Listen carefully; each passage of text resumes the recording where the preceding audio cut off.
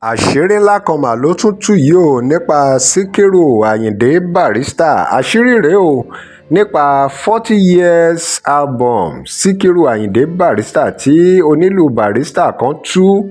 Alhaji Adéròjú Yẹ̀kínì àgbà Onilu Barrister ni wọ́n jẹ́ àwọn náà jáde o láti wá tú àṣírí yìí nípa bí wọ́n ṣe ṣe ábọ̀mù náà. Kí làwọn nǹkan tó ṣẹlẹ̀, kí ló ṣẹlẹ̀ níbẹ̀? Ohun tí Alhaji Adéròjú yìí sọ nípa Barrister jẹ́ kí àwọn èèyàn mọ irú èèyàn, irú ọ̀gá tí Barrister jẹ́ nígbà tán wà láyé àti bí wọ́n ṣe ń ṣe pẹ̀lú àwọn onílù àti àwọn ọmọ báǹdì wọn. Ohun tó dájú ni pé ó di dandan káwọn ọmọ báǹdì olórin kí wọ́n sọ̀rọ̀ ọ̀gá wọn ní dáadáa tàbí nídàkejì nígbà tí àwọn ọ̀gá wọn bá jẹ́ Ọlọ́run nípè. Tẹ́ bá gbóhun tí onílù yìí sọ, dá mi lójú pé ẹ̀yin fúnra yín máa lè sọ irú ọ̀gá tí Barrister jẹ́ sí àwọn ọmọlẹ́yìn ẹ̀ nígbà tí ó wà láyé. Ṣé ìyàtọ̀ tiẹ̀ wà láàrin ohun tí Onilu Barrister sọ nípa Barrister ní gbogbo bí wọ́n ṣe ṣe ábọ̀m àti ohun tí Kúnlé Ayanlowo sọ nípa iṣẹ́ tó bá Wasiu Ayinde ṣe fún 32 years. Ẹ wo ọ̀rọ̀ ń bọ̀rọ̀ bọ̀ o.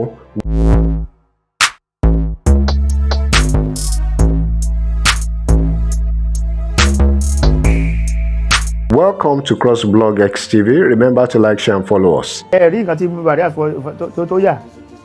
Ibẹ̀ yẹn gan ni irú àwa ìgan náà tẹ̀ tí ibẹ̀ gangan làá náà ti mọ̀ pé èèyàn kan wá tó ń bàbá yẹn láti ẹ fìlù pé fún wa dédé dígẹ̀dẹ̀ dígẹ̀gẹ̀ gẹ́gẹ́gẹ́ gígẹ̀ dígẹ̀gẹ̀ dígẹ̀gẹ̀ dígẹ̀gẹ̀ tíkẹ̀kẹ̀kẹ̀ tíkẹ̀pẹ̀ pàṣẹ pé fún wa kọ́mọ̀ fẹ́ kò ń ṣe pé fake pé confam ni.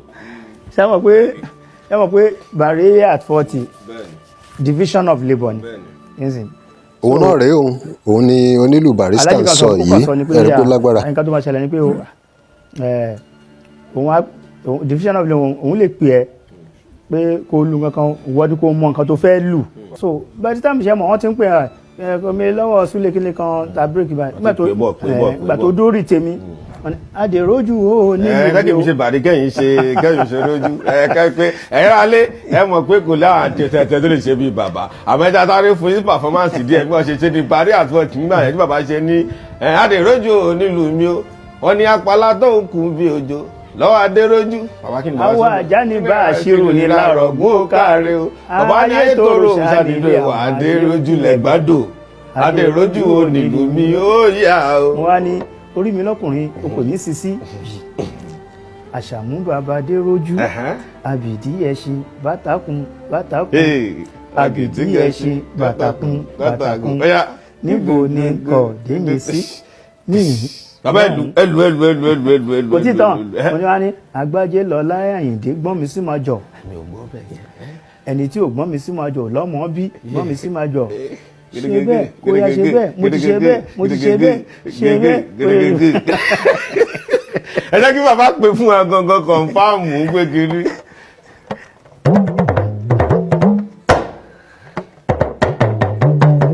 Òun náà rèé òun ni Onilu Barrister sọ yìí ẹ̀rí pé lágbára.